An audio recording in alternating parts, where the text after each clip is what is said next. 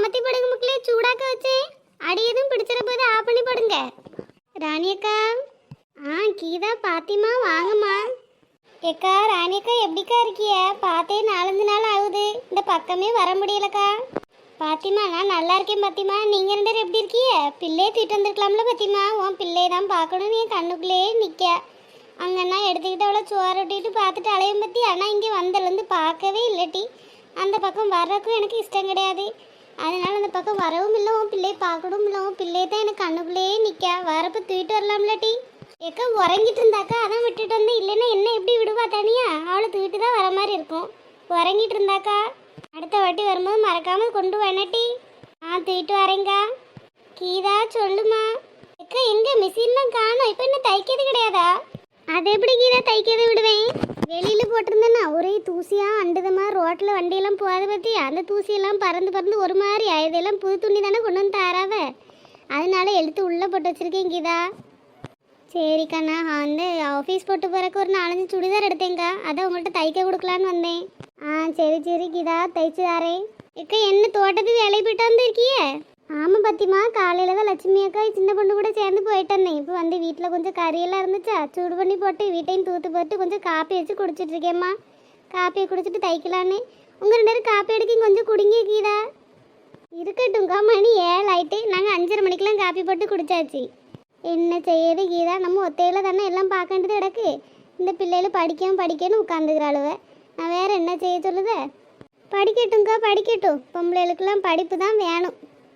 அதான் கீதா ஒன்றுமே தொந்தரவு பண்ணது கிடையாது, அப்படியே விட்டாச்சு. குழுவுக்கு நீ எப்போது கீதா துட்டு கட்டணும்?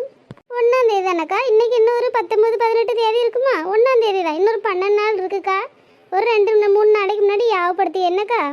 ஆமாம் கீதா, மறக்காமல் சொல்லிடு, அப்போ தான் துட்டு ரெடி பண்ணி வச்சிருக்க முடியும். நான் சொல்லியேங்க்கா, இல்லைன்னா பாத்திமாட்டையும் சொல்லிட்டு போகிறேன், என்ன அவள் வந்து சொல்லுவா. சரி கீதா. பாத்திமா, எங்கள் மாமியாளுக்கு ஏதோ வயிற்றுல கட்டி ஆப்ரேஷன்லாம் சொன்னாவல்ல, நீ அங்கே தானே இருக்க?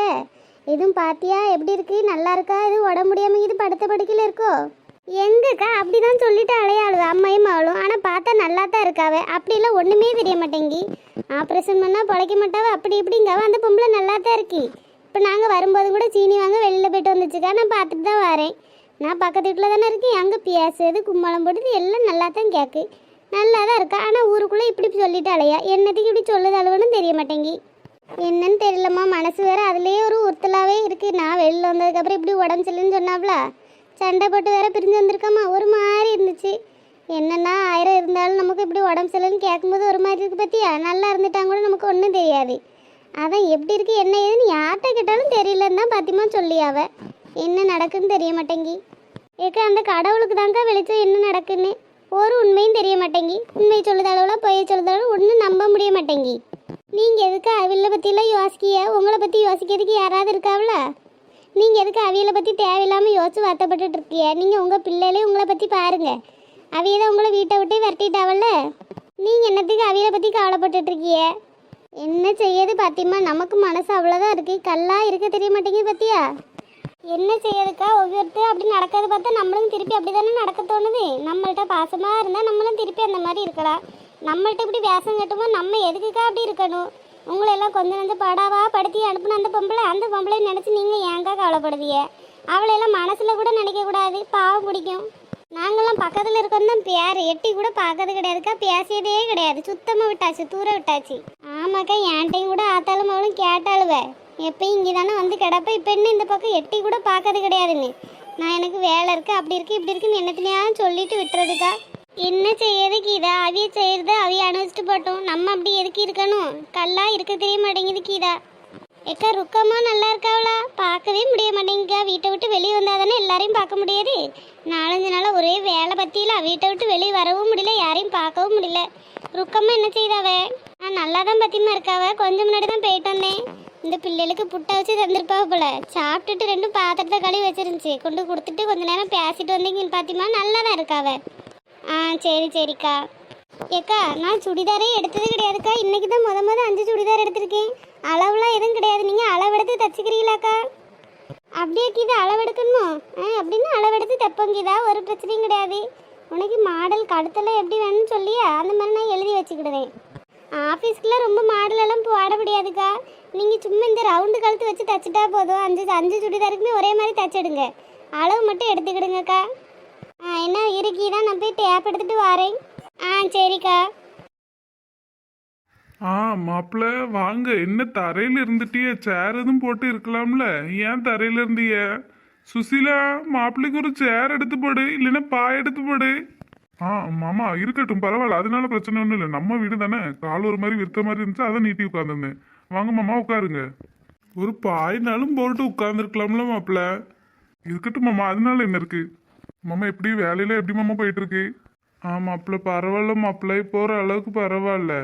அம்மைக்கு வேற உடம்பு சரியில்லாமல் இருக்கா, அதனால அவ்வளோ வேலை பார்க்க முடியாது. இந்த பணத்துக்கு தான் கிடந்து அலைஞ்சிட்டு கிடந்தேன். அதுக்கப்புறம் தான் நீங்கள் தாரீங்கன்னு சொல்லி நம்ம சுசீலா சொல்லியிருந்தா. என்னமாம்மா சொல்கிறீங்க? ஐயோ, இது ரெண்டு பேரும் ஒன்றா பார்க்கவே கூடாதுன்னு நினச்சி உட்காந்து பேசிட்டு இருக்கானு கூட. எங்கள் அண்ணன் வேற பணத்தை பற்றி கேட்கானே, எங்கள் வீட்டுக்காரவையும் தெரியாதுன்னு சொல்லிட்டானே. என்ன அவ்வளோதான், போட்ட பிளான்லாம் வீணாக போயிருமே. இவன் என்ன இப்போ வாயை திறந்தாலும் இந்த பணத்தையும் அம்மைக்கு உடம்பு சரியில்லாத பற்றி மட்டும்தான் பேசியா, வேற ஒன்றையும் பேச மாட்டேங்க. எங்கள் வீட்டுக்காரர்கிட்ட வேற கேட்கானே, எதுவும் சொல்லிடுவாரோ. என்னே வானே, எப்பனே வந்த? சாப்பிட்டதுக்கு எதுவும் எடுத்துறவா? காப்பி டீ எதுவும் போட்டு தரவானே? இப்போதான் சுசீலா வந்தேன். சத்தம் இருக்கட்டும், இப்போ ஒன்றும் வேண்டாமா. மாப்பிள்ளைகிட்ட பேசி ரொம்ப நாள் ஆச்சு பத்தியா, அதான் பேசிகிட்டு இருந்தேன். அப்படியானே, அவையிட்ட நான் ஒன்று பேசணும்னு நினச்சிட்டு இருந்தேன், மறந்தே பண்ணனே. அவைய இப்போ கிளம்பிடுவாங்களா? நான் கொஞ்சம் தனியாக பேசிக்கிறேனே. ஒன்று அம்மா உள்ளே கூப்பிட்டா என்னன்னு போய் கேட்குதியா? அப்படியா மக்களே, அதனால என்ன இருக்கு, நான் போறேன், நீ பேசி இருந்து. மாமா எதுவும் சொல்ல வந்தீங்க? ஐயோ, அவனே போனாலும் இவன் விட மாட்டான் போலையே. அதெல்லாம் ஒன்றும் இல்லைங்க, நான் சொல்லியே கொஞ்சம் பேசணும். இப்போ நீங்கள் போயிட்டீங்களா, பேச முடியாது பத்தியில. சரி சரிம்மா, நான் உள்ள போறேன். என்னடி சுசீலா சொல்ல போற? 4 நாள் இங்கே தானே இருக்கேன், ஒண்ணுமே பேசல. இப்போ போற நேரத்தில் என்னமோ சொல்லணும்னு நிக்கா. உனக்கு கொஞ்சமாவது அறிவு இருக்கா மண்டே? மசாலா எதுவும் இருக்கா? குடிகாரன்ட்டு என்ன பேச்சு? என்ன சுசீலா, உங்க அண்ணன்ட்ட தானே பேசிட்டு இருந்தா, அதுக்கு என்ன இப்படி சொல்லிய? நீங்க எல்லாம் ஒரே வீட்டில் தான் இருக்கீங்க, உங்க அண்ணனை பார்த்து என்ன பேசாமே போக முடியும்? அது உங்க அண்ணனுக்கு எனக்கு இன்னும் எதுவும் பிரச்சனை இருக்கா, என்ன வாய்க்கு வரப்பு தகராறா, இல்லை எதுவும் சொத்து தகராறா? ஒரு தகராறும் கிடையாது. நான் எதுக்கு அவர்கிட்ட பேசாம இருக்கணும்? எல்லாம் ஒரு மரியாதானே சுசீலா. ஏன் மக்குக்கு பிறந்த மக்கு இப்படியே இருந்துட்டு திரி. அவன் எதுக்கு தெரியுமா நைஸாக எங்கள் அம்மையை பற்றி பேசியா? அப்படியே வாண்ட சொல்லி எங்கள் அம்மைக்கு ஆப்ரேஷனுக்கு 8 லட்ச ரூபா தேவைப்படுது. அவன் எல்லா பக்கமும் கேட்டு பார்த்தா யாரும் கொடுக்கல. அதான் நைஸாக வாந்தாலே அள்ளி போடலான்னு பாக்கியான். என்ன சுசீலா, அதுக்கு என்ன இருக்கு? நீயும் உங்க அம்மாவுக்கு தானே செய்ய போறியா, அதுக்கு என்ன இருக்கு? ஒரு 8 லட்ச ரூபா நம்ம தந்துட்டு போவோம். நமக்கு அது ரொம்ப பெருசா பாதிக்க போறதுலாம் ஒன்றும் கிடையாதுல்ல. நம்ம என்ன ரொம்ப கஷ்டப்படுற நிலைமையிலே இருக்கும். ஆமாம், இவ பெரிய அம்பானிக்கு தம்பி, அள்ளி கொடுப்பாவ. ஏன் எங்கள் அண்ணனுக்கு ஒன்றும் இல்லாமல் கிடக்கு, ஊரை சுற்றி இடம் கிடக்கு. அவனுக்கு தேவைன்னா விற்று பார்ப்பான். ஒன்றும் கிடையாது தெரியுமா? உங்கள் வாயை வச்சுக்கிட்டு சும்மா இருங்க. இப்படி ஏதாவது அள்ளி போடுவேன் தான் நான் ஓடி வந்தேன். துட்டுருக்கு தரப்போறாவலாம். நீங்கள் வாயை முடிக்கிட்டு உங்கள் வேலை என்னமோ அதை மட்டும் பாருங்கள். இப்போ 4 மாதம் கழிச்சு இங்கே வந்து பற்றியில அதே மாதிரி இன்னொரு 4 மாதம் கழிச்சு ஒன்று என்ன எட்டி பார்த்தா போதும். எங்கள் அம்மைக்கு உடம்பு ரெடி ஆனோடனே நான் வாரேன். சும்மா இருந்துக்கிட்டு துட்டு இருக்குது அப்படி இருக்குது இப்படி இருக்குன்னு அள்ளி போட்டுட்டு இருக்காதியா. பார்க்குறவெல்லாம் காசு கேட்பாவ. அப்போ போக வேண்டியதுதான். இன்னட்டி வா வீட்டுக்கு தானே தாரீங்க, இதுக்கே இப்படி சொல்லிய? அது உங்க அம்மைக்கு வயிற்றுல வேற கட்டி இருக்குங்க. அவ உடம்புக்கு தானே தாரீங்க, வேற எதுக்குமா தரவங்க? உடம்பு முடியாம இருக்காவ, அதுக்கு துட்டு தந்தா என்ன இருக்கு? ஐயோடது சொன்னால் புரியாது. அவையெல்லாம் இன்னும் இல்லாமையா இருக்கு. எங்கள் அம்மைக்கு பேரில் இடம் கிடக்கு, எங்கள் அண்ணனுக்கு பேரில் இடம் கிடக்கு. அவையெல்லாம் நினைச்சா 5 நிமிஷத்தில் வித்துட்டு எல்லாம் பாத்திரலாம். அவைய கையிலேருந்து ஒன்றும் செலவு பண்ணாமல் நம்மகிட்ட இருந்து பிடுங்கிறதுக்கு பார்க்காவ. அதுக்கெல்லாம் ஒத்து கொடுக்கக்கூடாது. பிள்ளை உறங்கிட்டு இருக்கா என்று சொன்னேன். வேலை இன்னைக்கு ஊருக்கு கிளம்புற வேலையை பார்க்கணும். என்ன போய் துணி எடுத்து வைங்க. எந்திரிமியா, சொன்ன இடத்துல இருக்கியா? எந்திரிங்க. உன் மனசுல என்ன மனசோ சுசீலா, சே ஒண்ணுமே புரிய மாட்டேங்கி. உங்களுக்கு ஒன்றும் புரியண்டா. போய் ஊருக்கு கிளம்புற வேலையை மட்டும் பார்த்தா போதும். சே, இவனை வச்சுட்டு ஒன்றத்தையும் செய்ய முடிய மாட்டேங்க. இந்நேரம் வாயை திறந்து சொல்லியிருப்பான். என்கிட்ட விய துட்டு கேட்கல வைக்கல வேணா நான் தாரேன்னு சொல்லியிருப்பான். அவ்வளோ பிளானும் க்ளோஸ் ஆகிருக்கும். ஏட்டி என்ன இங்கே அண்ணன்னு முறைச்சிட்டு நிற்க? இம்மா எங்கம்மா போனேன்? ஏட்டி காப்பி போடுறதுக்கு சீனி கிடையாது, அதான் கொஞ்சம் வாங்கிட்டு போனேன். இந்த கடையில் இல்லையா, அதான் திருப்பி வந்துட்டேன். மருமகன் அப்புறம் உறங்கி எந்திக்கும் போது டவுனுக்கு போய் கொஞ்சம் வாங்கிட்டு சொல்லுவோம். அம்மா நீ ஏன் இப்படி மூஞ்சி வச்சுட்டு இருக்க? ஏம்மா உன் ஆசை குடிகார மயனும் உன் ஆசை மருமையினும் ஒன்றா இருந்து பேசிகிட்டு இருக்காவம்மா. என்னட்டி சொல்லுத? 2 பேரும் ஆப்ரேஷனை தான் பற்றி இருந்து பேசிகிட்டு இருக்காவ தெரியுமா? அவன் கேட்கான். இந்த காலத்தில் யாருக்குமே இந்த மனசு வராது, இப்படி நீங்கள் துட்டுதாரன்னு சொல்லியிருக்கீங்களேன்னு சொன்னாமா. அதுக்குள்ளே நான் ஓடி வந்துட்டேன். என் புருஷங்கிது என்கிட்ட கேட்கல, நான் தரேன்னு எதுவும் சொல்லியிருந்தான்னு வைவேன். அவ்வளோதான், 2 பேரையும் கட்டி தொங்க விட்டாலும் தொங்க விட்டுருவேன். ஏட்டி அதுக்குள்ளே வந்து கூப்பிட்டுட்டியோ? ஆமாம்மா, இனி இன்னைக்குள்ளே எப்படியாவது அவனை ஊருக்கு கிளம்ப வைக்கணும். 2 பேரும் ஒரு இடத்துல இருந்தால் சரி வராது. அந்த 8 லட்ச ரூபாய் அந்த இடத்த எழுதி வாங்கியது வரைக்கும் இவனை இந்த பக்கமே வரவிடக்கூடாதும்மா. சரிட்டி ரொம்ப மூஞ்சியெல்லாம் எதுவும் காமிக்காத. பைசா அவனை சொல்லி அனுப்பிவிட வழியை பாரு போ. இப்படி மூஞ்சியை கட்டினா ஒரு வேலையும் நடக்காது. நைஸாக பேசி அனுப்ப பாரு. சரிம்மா. உமாலே என்ன ஊரே ஒரே அமைதி கடா கிடக்கு. ஊர்க்காரையில இருக்காளுல ஊரை விட்டு காலி பண்ணி போயிட்டாளுலானே தெரியல. ஊருக்குள்ள ஒரு சத்தம் அணக்க ஒண்ணு காண மாட்டேங்க. எக்கா ஊர்ல இல்லாம எங்கக்கா போறாவ? எல்லாரும் வீட்டுல தாக்கா அடங்கி இருக்காவ. நம்மள மாதிரியே ரோடோட அலைவாவ எல்லாம் வீட்டுல தான் இருக்காவ. ஏட்டி ஒரு மாசமும் ஒண்ணுமே காதுக்கு கேட்காம என்னமோ மாதிரி கிடக்கு தெரியுமா? எவ்வளவு சண்டை போடியா வைக்கான்னு இப்படி கேட்டா தானே மனசு கொஞ்சம் பொழுதுபோக்கா இருக்கும். ஒருத்தையும் சண்டை போட மாட்டீங்க, ஒன்றும் செய்ய மாட்டீங்க. அது ஒன்றும் இல்லைக்கா, நீங்கள் ஒரு மாதம் வீட்டை விட்டு வெளியில் இறங்கல பற்றியில, அதான் ஊரே அமைதி கடா கிடக்கு. நீங்கள் இறங்கியிருந்தீங்கன்னா காலவரம் ஆயிருக்கும். என்னட்டி? இல்லைக்கா, நீங்கள் சொன்னது உண்மைன்னு சொன்னேன், வேற ஒன்றும் கிடையாது. வீட்டு எல்லாம் பார்த்துட்டீங்களாக்கா? தப்பிச்சிடலாம் தாண்டி பார்த்தேன். வீடை தூத்துப்பட்டு ஒரு துணியை தான் அலசிப்பட்டாச்சு. சோறு கறி எதுவும் பொங்காமல் ஃப்ரிட்ஜில் இருக்கிறத அள்ளி சூடு பண்ணி கொடுத்துடலான்னு பார்த்தா இந்த நெட்டக்கால ஒரே வரத்துக்குள்ள வரேன். ஃப்ரிட்ஜோட சேர்த்தி போட்டு கொளுத்திடுவேன்னு கத்திட்டு போனேன். அதனால சோறு பொங்கி கொஞ்சம் புளிக்கறி வச்சோம்டி. நீ வந்து அதையும் சாப்பிடியானா? அது சாப்பிட்றதுக்கு எதுவும் குறைஞ்சி சொல்லுதானு தெரிய மாட்டேங்கி. ஏக்கா நல்ல தண்ணி வரும்னாவ குடத்தெல்லாம் கழுவி வச்சிலக்கா. நாளைக்கு நல்ல தண்ணி வருமா? அப்படியே மழை யாரும் சொல்ல கிடையாது. உனக்கு யார் சொன்னா? ஏக்கா காலையில் சீனி வாங்கலான்னு கடைக்கு போனேன் பற்றியில. அப்போ நம்ம பாத்திமா சொன்னா. பாத்திமாவை பார்த்தேன். ஏட்டி அவ தான் நம்மள்ட்ட எல்லாம் பேச மாட்டாளட்டி. அவளா சொன்னா? ஏன்ட்ட பேசுவாக்கா, ஏன்ட்ட ஒரு பிரச்சனையும் கிடையாது. உங்கள்கிட்ட தான் அவள் பேச மாட்டா, ஏன்ட்ட எல்லாம் பேசுவா. அப்படியா? அவ்வளோ பேருக்கு நான் தான் ஆகாதவளோ?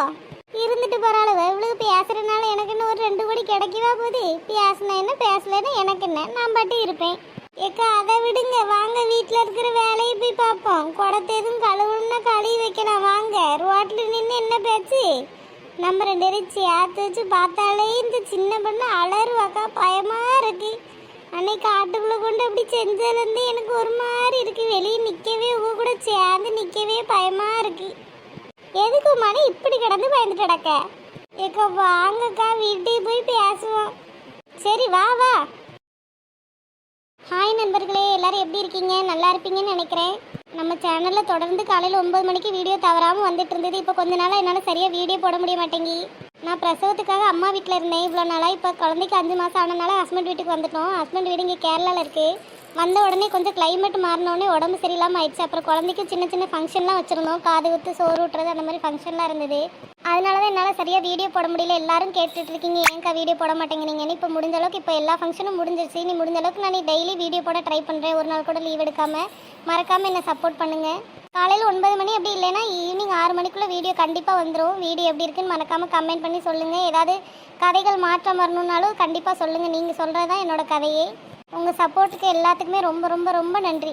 வீடியோ போடாமல் இருந்ததுக்கு இதுதான் காரணம். கொஞ்சம் உடம்பு சரியில்லை, குழந்தைங்களுக்கு சின்ன சின்ன ஃபங்க்ஷனும் வச்சுருந்தனால தான் வீடியோ போட முடியல. இப்போ நான் ஃப்ரீ ஆகிட்டே நீ கண்டினியூவாக வீடியோ கண்டிப்பாக போடுவேன். மறக்காமல் சப்போர்ட் பண்ணுங்கள்.